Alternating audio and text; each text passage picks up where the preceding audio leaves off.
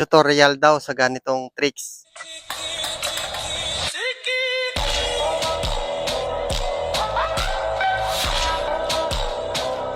So una, gawa muna kayo ng video. Bali dalawang actingan dito mga lods.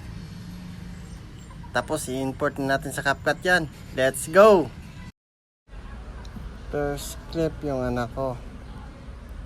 Tapos yung second clip ay ako na. Tapos i-overlay natin itong second clip. Hanapin natin sa babang overlay. Pag na-overlay na, ilong press natin sa pinakadulo. Tapos click natin ang video. Hanapin natin ang mask. Click nyo mask. Tapos horizontal. Tapos i-align nyo lang sa ganyan. Dapat straight yan ha. Align nyo lang hanggang mag-straight siya yan. Yan. Tapos feather. Ilagay tayo ng feather. Lagay natin sa 8. Lagay na sa 8. Okay na yan. Tapos check nyo lang pag okay na.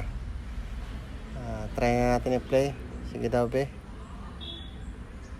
Oh, goods na. Okay. Ganyan lang mga idol, di ba? Basic lang. Tapos yung sobra, ipantay nyo lang sa dyan. Tapos yung logo ng CapCut, bawal naman yan. Delete natin yan. Huwag kalimutan lagi yung aspect ratio. Click nyo yan. Tapos 9:16. Check nyo lang pag okay na. Tapos yung EIUHD. Check nyo yan. Tapos i-off nyo to yung Ultra HD.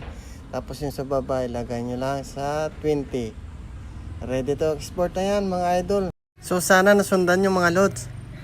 Pa-like and follow na lang at pa-share na rin para makatulong tayo sa ibang nagsisimula pa lang. So yun lang. Peace!